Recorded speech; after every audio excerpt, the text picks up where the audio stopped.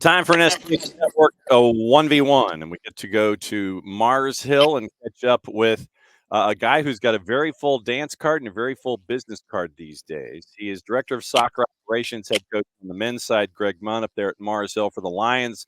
Gregg, thanks for coming on for a 1v1. Yeah, no, thanks for having us. I'm happy to make the time. First question, how are you? We're doing all right. Mars Hill has been blessed a little bit with not a lot of damage, and we're pretty much fully operational. So the town is doing okay, but obviously the extended community is in a bad way. So there's just all hands on deck right now every day, and we're doing the best we can. So trying to stay positive, trying to stay optimistic, and just taking it day by day, and just helping however we can. Where were you when Helene came through? So I actually live in Asheville. So Asheville has been hit, really hard. So I was at home in Asheville. So we've got power back on in my neighbourhood, but we're still without water and pretty spotty cell service and things along those lines. But yeah, campus is about 25-30 minutes from me. So I was bunkered down. A lot of our guys were bunkered down, and we had a few guys that left early, but the campus was pretty safe. But Asheville was definitely in a state of different evacuations and things along those lines. Still is. Obviously, everybody just can look at Biltmore Estate and they can see what's going on there and everything that's going on there in the Asheville area. When it comes to keeping in touch with everyone, and I'll include the women's side as well, since you are Director of Soccer Operations, how much of a challenge has it been to keep in touch with everybody? Yeah, I mean, the first couple of days were really difficult because we didn't have any cell service. We're just starting to get a little bit of cell service, restored. Campus has actually had Wi-Fi for the most part, which has been helpful. But those first couple of days, we really couldn't communicate with anyone. Coaches, administration, players. So a lot of our guys, it was more of we came in, my wife and I and our kids, we came in on the second day, which would have been the Sunday, and tried to see some of our guys in person and get some messages across and things along those lines. But by that time, some guys had left and went home. Some guys had been, had parents come and pick them up. And that was the same on the women's side. I think, we had about 25 guys remain on that Sunday. I think the women's team had about 4. So, they got out of there pretty quick. And, our women's head coach, she lives in Mars Hill. So we got to connect with her on Sunday and just kind of come up with somewhat of a plan in terms of what this week looked like. And, with no school, and then just take it day by day. So we've been training our guys at 1 o'clock each day, just trying to stay pretty consistent. And then as we get more information and can start to kind of plan ahead a little bit, that's letting us kind of build out from there and, relay some of that communication with our student athletes. When it comes to what you've been able to see in Asheville and in your commute and in your communications, how bad is it still from what you've been able to look at? Yeah, it's bad. I mean, there's no getting away from that. And now that, we've had, cell service somewhat restored and the ability to get Wi-Fi, you can kind of see the damage in the videos and things and the pictures that are out there. My commute, it was not fun. It's not fun, right now because I'm passing areas that are completely devastated. The River Arts District, which is an unbelievable area in Asheville, is just decimated. And we've got friends and things like that have lost homes and lost communities. And, even here, Mars Hill was in Madison County, and we've got the town of Marshall, which is, completely devastated as well. Not to mention other, college and universities in other areas such as, Swananoa and places like this. So, the commuting is those first couple of days I could kind of relay what was going on to our guys because they're obviously down here in Mars Hill and they're not driving past the high water levels and the damage and the trees that are being down and all these type of things. So day by day there's definitely been progress. The waters went down. You can start to kind of see the remnants of what's left. And the cleanup crews are working day and night. I've got a first responder that's my next door neighbour, so he's gave us some information and just kind of gave us an idea of what's going on out there. And yeah, it's not pretty. and a lot of people are in a bad way, but the community are banded together and doing the best they can. What do you need? What does the community need? What does Mars Hill need these days? Yeah, well, I mean, I think Mars Hill itself is we're in an okay spot with power, with water, with the ability to communicate. We don't have the whole campus here, so in terms of being able to the guys get or the students get meals and things like that, that's been okay. But I know the area itself is definitely getting a lot of help, getting a lot of support. We have got a GoFundMe page out there now that was set up by our alumni to try and raise some money for the Western North Carolina, and I can take that and put it in the hands of people that are going to be able to really use it. Such as the local church that's feeding anyone and everyone twice a day right now with very limited supply. They're out there trying to dig out buildings and search and rescue and everything else. So the list could be extremely extensive, but I think there's a lot of people going in a lot of directions just trying to get as much support to this this community as possible. And that's not just Mars Hill, that's Western North Carolina and obviously the Asheville area as well. And one of the things that we've tried to do here on the network and on the morning show is catch up with you, catch up with Landon, catch up with Scott at Gardner Webb, catch up with Mick and Coach McNabb down at UNCA, and just kind of see, okay, who have you been able to get in touch with? Where are the gaps? How can we help fill those gaps? Because I think Montreat is a gap still because of it being in Black Mountain. It's difficult for folks to, get in contact there. USC Upstate, Presbyterian, all of these different places that we might be able to know in gaps. Where are there still gaps for you that you're still trying to find information about what's going on and how folks are? Yeah, I think, obviously, we work, pretty closely with Montreat in terms of, pre-season games, spring games. I've got a good relationship with the coach over there. He's a Scottish fella as well, and we just there's just no communication going on right now with Montreat in that area. But I've heard from obviously Mick, and Coach McNabb, and these other guys. So the soccer community it's a big community, but it's also an extremely small and tight knit community at the same time. We've had a lot of people reaching out. It's those first couple of days were really difficult to be able to respond in a somewhat of a timely manner, getting back to people right away. It was maybe days. I mean, I still have messages where you're struggling to respond to people just because you're so overwhelmed of people trying to reach out. But the teams in our conference have been fantastic. They've been extremely understanding of right now we didn't even know if we were going to have the opportunity to maybe play games. But we've been given the green light to reshuffle some of our games that we've had to postpone, get those on the schedule, especially those conference games. And then we've had, coaches like Coach Hamill at Wingate basically, we play those guys next Wednesday and basically say, all right, what do you guys need? When you guys load the bus to go home to campus next week, we'll put whatever under that bus we can, whether that's water, Gatorade, fruit and vegetables. I think that's probably one of the big things. I was actually speaking to my wife last night is, our guys are doing okay right now. They're being, pretty humble in terms of what we actually do have. But the athlete's diet right now is definitely being pushed. Not having access to, fresh fruit and vegetables and things along those lines does make things a little bit more challenging. And there's a bit of give and take there. But we know that there's supplies coming in, so that's obviously good news. But yeah, like I say, now that we're back online a little bit, we can reach out to the local coaches, local schools and things like that, and just try and stay connected. But yeah, those first couple of days was really difficult. But the soccer community has really banded together to not only help their own but ask in ways that they can help. Hanging out with Director of Soccer Operations, head coach on the men's side up at Mars Hill, Gregg Munn, here for a 1v1 here on the SDH Network. What have you learned about your players in the soccer program, both men's and women's? What have you learned about your coaching staff that in a situation that is no doubt a crisis situation that very few of us have ever seen and or had to face head on before? What have you learned about yourselves as a soccer program and athletic program up there at Mars Hill that you might not have known before?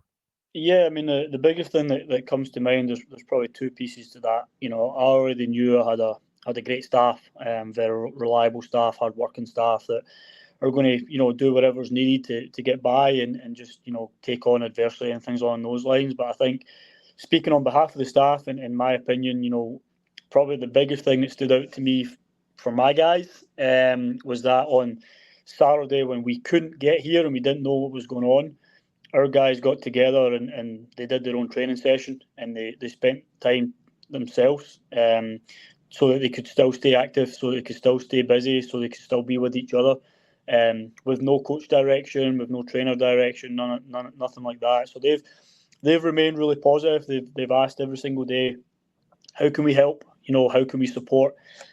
As much as I would love to bust them down to Asheville and get them into the community from that standpoint, there's other opportunities here in Mars Hill or in Madison County that they can volunteer with. We don't have any school right now, so we can keep them busy and they can stay busy. But yeah, they've been pretty resilient. They've been pretty understanding. I know that can be difficult in a crisis like this, but they've understood that there's a lot of moving pieces here, and there's people out there that are way worse than we are. So we're just taking it day by day. Hopefully trying to make progress every day, and just being fortunate that we're here, we're together. We're healthy and we're in a safe community, and unfortunately that can't be said for everyone. So we're definitely appreciative of that. That's for sure. If my math is correct, and I think I'm fairly close, you have 17 players on the men's side that are not from the United States, and I think it's 15 on the women's side that are not from the United States. What has it been like with them in a situation here where they're away from home, A, they're a long away from home, B, and then they're in a situation like they're having to face that they are with what Helene has done to Western North Carolina and to the campus? What's it like having 30 plus student athletes that are in something that I doubt any of them have ever been a part of, staring at something like this? Yeah, I mean that was obviously one of the biggest things for me. The first couple of days is just the limited ability to communicate. So parents were very worried. I was getting limited service, but when service was coming through, WhatsApp messages, emails, trying to figure out are their kids safe? What's going on? Obviously, in different countries they're seeing the news coverage of what's taking place here in Western North Carolina. So, those first couple of days were really difficult. But what I can say is that the community of Mars Hill, again, banding together and making sure that these guys were safe, were looked after, were checked upon, wellness checks, all these type of things. And then once we did get more access to Wi-Fi and things along those lines, the message was make sure you guys are reaching out to parents and guardians and letting them know that you guys are safe, that you guys are being looked after, that the school and the administration are doing all they can within the guidelines of North Carolina to make sure that you guys are safe and in good hands, and the administration have certainly done that, and we've got a really good group of community members and things that already look after our guys and gals in our program, and they've just doubled down, and we've extremely fortunate to have these people in our lives. That's for sure. How are you staying in touch with them? I guess the fastest / most efficient way to do it, is it email? Is it text? Is it WhatsApp? How are you keeping communication? Yeah, so I mean, up until today, I've had pretty much no cell service at my house in Asheville. So I've been coming to campus with my wife and my kids because that's been probably the safest place to be and the best place to be. So a lot of our communication has been in person, and we've just tried to be consistent. 1 o'clock each day we're going to practice, and then you guys can come in beforehand, come in afterwards. Whilst we have Wi-Fi, we can send updates and things like that. But pretty much until today, when I was leaving campus at 5:30, I wasn't going to be able to have any kind of communication with the guys until I came back, or I was fortunate to maybe have 5G access at some part of my community at different times of the day, whether that be late at night or early in the morning. So we're just, like I say, we're getting updates every day from the school as well. They're obviously following North Carolina guidelines and updates from the town and the city and things like that. So when we're at practice, we give updates. Holly on the women's side, she does the same thing. Whilst I'm at practice, Holly looks after my two kids, so we can practice. Because my wife, she works for the YMCA, so she's out doing food banks, and she's out doing water stations and shower opportunities and different things along those lines. So we're definitely being pulled in two different directions right now, trying to help our community. But our community here is definitely helping us be able to do that and be able to stay strong and just try and keep some type of normality as much as possible. How much rest are you getting? Well, I don't need to set an alarm right now. So with two young kids, I would say I'm getting more sleep, but I'm definitely not rested. That's for sure. We're just. Yeah, I think everyone's emotionally tired. I think that would be the key. I think I speak to my wife as well and speak to community members. Everyone is tired, but it's not so much physically. It's more emotionally, just the toll of what's going on and us not having many answers. Like I say, Marcel's in an okay spot right now, but Asheville as a whole, like we may be looking at multiple weeks without water. And what that does in terms of just being able to keep people operational and functional is extremely difficult. So there's a heavy toll right now, and I think it's only going to get worse, before it gets better with search and rescue and updates, and once you can see the extent of the damage to the community and to the area. So we soldier on. That's all we can do. All right. So from a Mars Hill perspective, how can folks reach out, help out? What are all of the places where folks can dial you up and try to help out?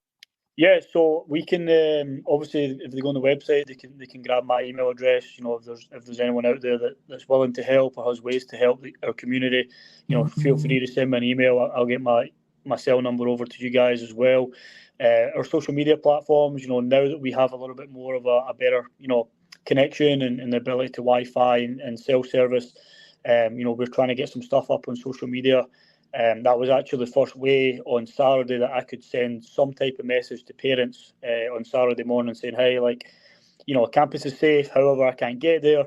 But the guys are safe. Just bear with us, but we'll try and get more information as we get it. So our social media platforms are just Mars Hill Men's Soccer on Instagram, Facebook.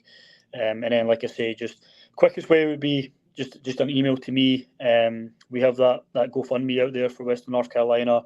And then I know that there's many, many ways that people can help, whether that's just sending supplies.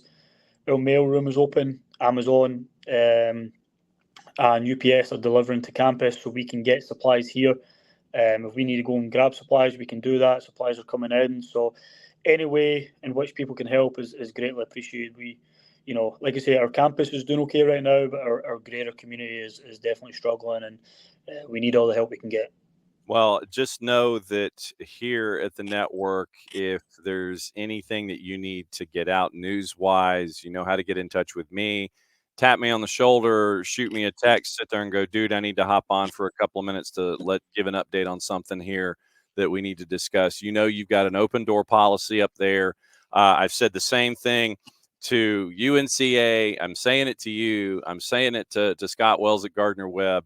To Lees McRae, and if you can get in touch with Montreat and Presby and SC Upstate and anybody else that you think needs to come on to have a platform to spread word about, hey, we're safe, or hey, we need help, or both, you've got a home here. So just reach out anytime you can. I'm glad that I was able to get in touch with you before practice today so you could have that little bit of normalcy. Before we get out of here, what are you looking at games-wise? What's the delay? And so what are you looking at on the schedule now? Yeah, so now that travel has opened a little bit, there's access in and out of North Carolina. So it's just going to be conference games from here on out. We only had 2 non-conference games remaining. We've had to postpone those, obviously, and use those dates for the reschedules. And then, we had 3 games we had to reschedule 2 at home, 1 away. So we're going to start back up next Wednesday at Wingate, which is, that'll be a really good test for our guys, and then from there it's just everything's conference game from there on in. We've got 5 home games, which is great. Like I say, we've got turf here, so our field hasn't been damaged, our facility hasn't been damaged. We have power, we have water, we have Wi-Fi, so we can run everything. It's just that travel piece was definitely the toughest part to navigate. But we've got 9 games in conference to go, and if we're playing, then we'll give it our best go, and we'll do what we can. Absolutely. MarsHillLions.com, and then you go all the tabs and you follow the different programs. Director of Soccer Operations, head coach on the men's side, Gregg Munn. Gregg, great to see you first and foremost, and know that everybody down here is sending all their love to everybody up there. We'll catch up with you soon, my friend. Don't be a stranger, and I'm serious. Do not be a stranger under any circumstance because of how things are going these days. Thank you. I greatly appreciate it. Thank you, guys. All right. That's Gregg Munn. That's a 1v1 here on the STH Network.